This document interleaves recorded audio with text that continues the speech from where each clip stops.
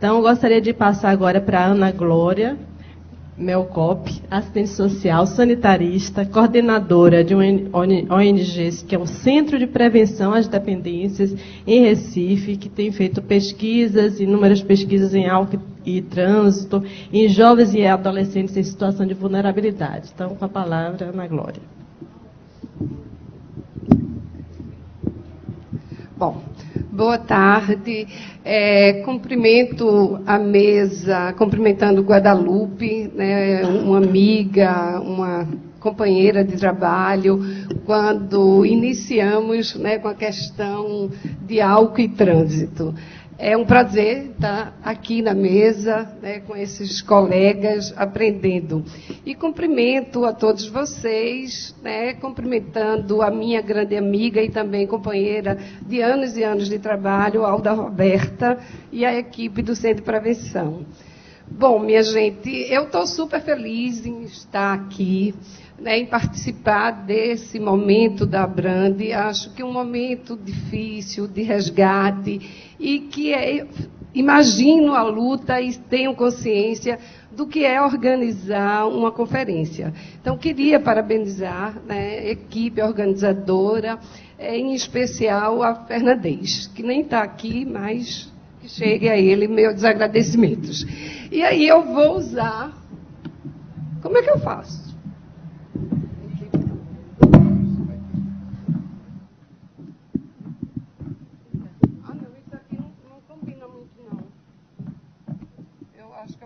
Ficar aqui. Alô? Tá. Bom, eu fui chamada para essa mesa um pouco porque Fernandes esqueceu por alguns momentos de mim, mas eu amo ele e, de repente, ele queria me colocar numa mesa e achou que eu teria alguma contribuição, né, em estar aqui falando um pouco da redução da vulnerabilidade social dos usuários de droga e a humanização do SUS. E aí, o próximo, por favor. Eu trago, né, algumas questões no sentido de contribuir com essa discussão. Né, primeiro, eu acho que o Tom traz a questão, né, o que é a gente estar reduzindo as pessoas, né, a esse nome e esse estigma, né, de ser usuário de droga.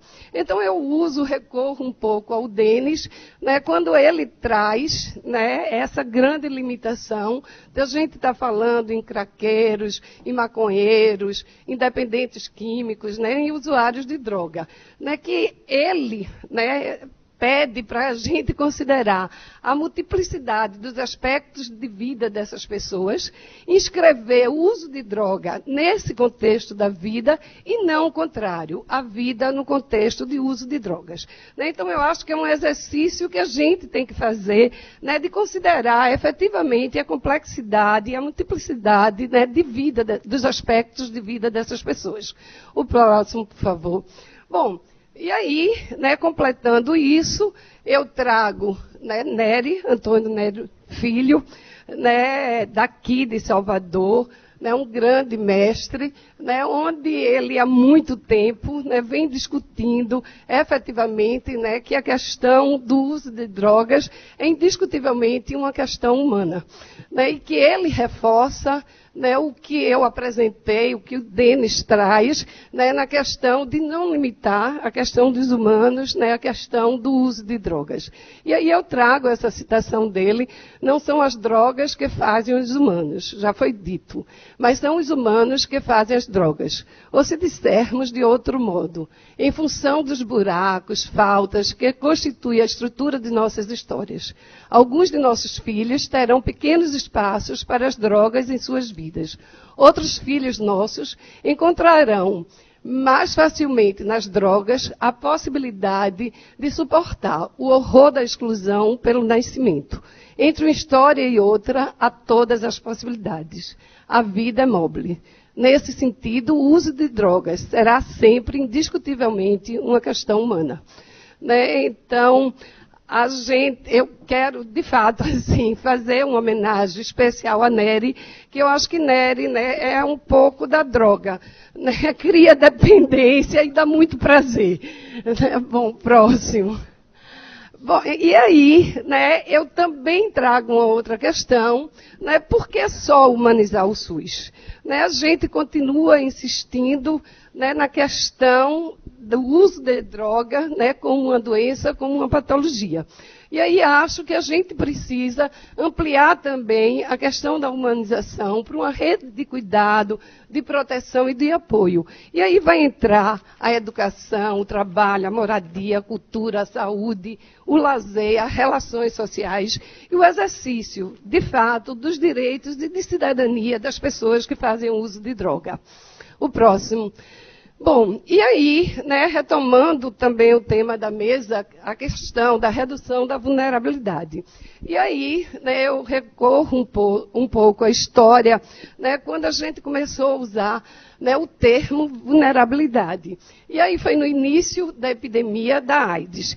E era um recurso discursivo de controle e intervenção sobre a vida sexual de grupo de pessoas consideradas vulneráveis.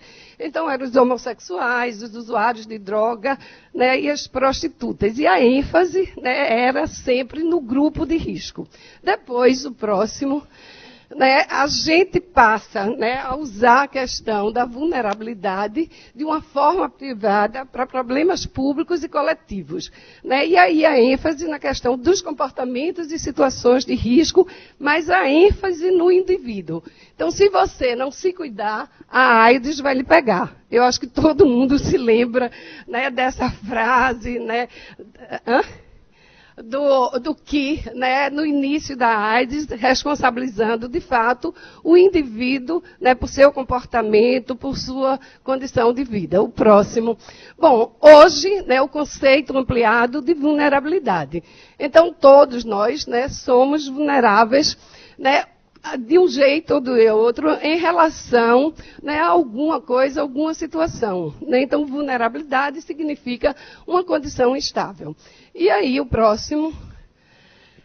Apesar da vulnerabilidade ser compartilhada por todos, ele é assimétrica. Não afeta todos igualmente, da mesma maneira e no mesmo grau.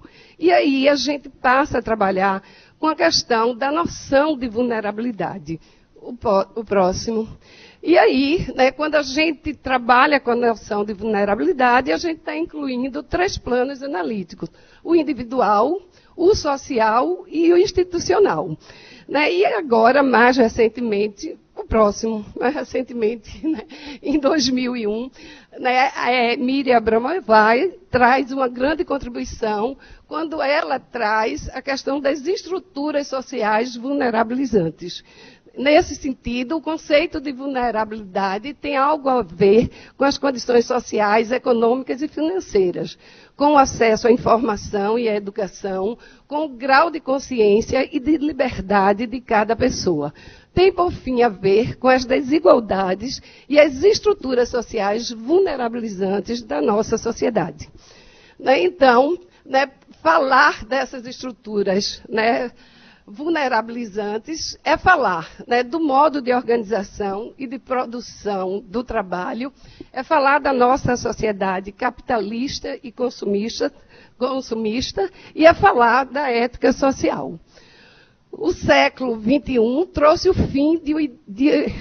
fim de uma ética social baseada no trabalho. O trabalho, ao deixar de ser a base de organização da sociedade, transforma o ócio em mercadoria simbólica, insuflando desejos primitivos de uma multidão de desesperançados a participar como consumidores de um mundo que os exclui. O conceito de cidadania é transmutado para o conceito de consumidor. Né? E aí, né, falar de consumidor é falar de nós, né, é falar do humano, é falar das pessoas que usam drogas, é falar dos jovens, né, produto das nossas estruturas sociais vulnerabilizantes, que são esses jovens que ultimamente eu tenho dedicado a minha vida, ao meu trabalho, né, jovens pobres, de baixa escolaridade, sem emprego e sem renda, através de um projeto em Pernambuco, onde a gente, né, forma jovens, 500 jovens, né, em diversas profissões, resgatando o talento, a vocação, a vida deles para inserir no mundo do trabalho. Bom, então as estruturas vulnerabilizantes para esses jovens, né, eu relaciono algumas aqui, e a primeira é a política proibicionista de drogas. Né, então, a gente já vem discutindo isso há muito tempo, e aqui também, o desserviço que nossa política, né, causa, né, principalmente, né, a camada mais pobre. O sistema educacional, né, uma escola que não seduz, que não tematiza sobre a vida, né, que esteticamente não é bonita, né, que não chama, né, esses jovens. A estruturação dos serviços de saúde, de assistência social, de formação, de segurança e de cultura, né, onde esses jovens também não participam, não têm acesso, né, a esses serviços. E as dificuldades, evidentemente, de acesso à informação. A onipotência e a sensação de invulnerabilidade, né, que todos nós temos, mas muito particularmente os jovens, os adolescentes, a questão do preconceito e da estigmatização, a desproteção e a exposição a risco e a descrença em si e nos outros que esses jovens passam a ter nesse momento de sua vida. E que, evidentemente, essas estruturas vulnerabilizantes impulsionam, de uma forma perversa e precoce, a inserção no mundo informal e ilegal do trabalho. Então, a gente trabalha com jovens envolvidos no plantio e no comércio de droga, na exploração sexual comercial e na prostituição. O próximo. Bom, então eu trago aqui alguns dados, né, do plantio de drogas no estado de Pernambuco, esse dado de 2001, porque a gente tem poucos dados sobre os jovens envolvidos, de fato, no plantio, né, da maconha. E aí, nessa época, tinha uma estimativa da Polícia Federal de 4.000 agricultores envolvidos no plantio da maconha. 10.000 seriam crianças e adolescentes. Né, e, recentemente, a gente, conversando com os jovens envolvidos no plantio, né, a condição subhumana, né, eles são, né, retirados, sequestrados da sociedade, ficam 3, 4 meses, durante o tempo do plantio até a colheita da maconha, né, vivendo, morando, comendo, se alimentando nesses locais. Bom, o comércio de drogas também, né, a gente se ressente dessa ausência de dados sobre o quantitativo de jovens. E aí eu trago uma frase de um dos jovens, né, envolvido na questão do comércio. Meu dia a dia só trabalho. Acordo às 8 quando durmo. Fico nas esquinas vendendo coisa. Não paro, fico sempre de alerta. As regras a gente aprende na marra. Não pode vacilar. Ser dedo duro, ter 2 caras e ter dívida de droga. Aí é morte certa. Então, a gente sabe, né, que o descumprimento das regras do trabalho é a punição é a perda, né, da própria vida. E a gente tem, né, perdido alguns jovens nesse trabalho, né, por mortes, e a segunda causa de afastamento é a prisão desses jovens pelo comércio de drogas. O próximo, por favor. Bom, né, essas duas formas revelam, né, a questão da precariedade, a ilegalidade, o isolamento, a violência, o uso de drogas e a baixa remuneração. Né, eu acho um absurdo quando eu escuto algumas pessoas, né, gestores públicos, falar que perdemos os jovens para as drogas, para o comércio, porque ganham muito. E não é verdade. Né? Alguns até ganham, né? Mas como eles próprios falam, é um dinheiro, né, amaldiçoado, que da mesma forma que entra, sai muito rapidamente e eles continuam, né, nessa uitá. Então, aqui, a questão, Guadalupe, da exploração sexual de crianças, né, dessas estruturas vulnerabilizantes. Então, o início precoce e doloroso, a exposição de diversos tipos de violência, a questão das DSTs, da gravidez, do aborto, né, que a gente precisa inserir também essa discussão, né, nos nossos debates, o tráfico de pessoas, né, que aí também numa pesquisa e um trabalho que a gente faz, tem uma preocupação e uma proposta do governo com o tráfico internacional, mas essas meninas e esses meninos, na verdade, eles saem de município em município, né, fazendo um pouco o percurso do evento e de feira pelo interior. Né, é como se fizesse parte, né, dessa mercadoria também, desse negócio, né, desses eventos. Então, a gente precisa voltar a nossa atenção para esse tráfico municipal, interestadual das nossas crianças e dos nossos adolescentes. O próximo. Bom, a questão dos acidentes de trânsito, que todo mundo está cansado de saber, mas eu reforço aqui o papel do pedestre como a política, né, a gente esquece, na verdade, a grande maioria e o que todos nós somos, né, pedestres, né, e toda a questão do trânsito se volta, né, para o transporte, né, para a questão do trânsito, da fluidez e não da informação e do cuidado dessas pessoas que têm perdido sua vida, né, em atropelamentos. O próximo. Bom, e aí alguns desafios, né? O que eu já falei, a gente precisa humanizar, né, todos os serviços além do SUS.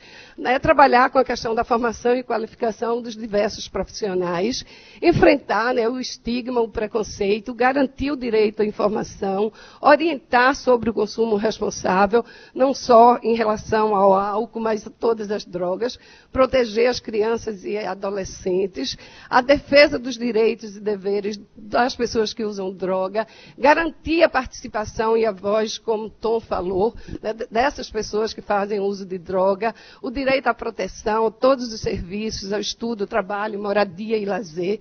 O próximo. Bom, a gente, né, precisa voltar a militar na política cotidiana de direitos humanos e de cidadania. Tornar, né, de fato, a redução de danos um movimento social. E muito mais, né, lutar por uma política antiproibicionista, democrática e humana para as pessoas que usam drogas. Né, e aí, o próximo. Senão a gente vai continuar, né, vendo, né, cenas de violência, a questão do internamento involuntário, a questão das comunidades terapêuticas, né, as invasões da polícia, né, nas comunidades. E aí eu trago, para a gente terminar mesmo, né, essa pichação. Né, a Cracolândia anda, não adianta maquiar. Então, se a gente, na verdade, né, não caminhar mesmo, não ter um olhar diferenciado, não militar, não retomar, né, o início do movimento de redução de danos, Fernandes, acho que a Brande tem essa grande missão agora, o Fábio Mesquita, né, para que volte, né, um movimento efetivamente social, com a participação, com a voz, né, dos usuários, das pessoas que fazem uso de drogas. Muito obrigada. Eu tinha uma frase do Abraham Ovai, né, que não existe política pública legítima se não houver o convencimento da população. E esse é o nosso grande desafio. Então, a gente precisa militar para convencer, né, a população, a nossa sociedade, né, o que é essa política de droga e como poderá ser, né, o país com uma política, de fato, antiproibicionista. Muito obrigada.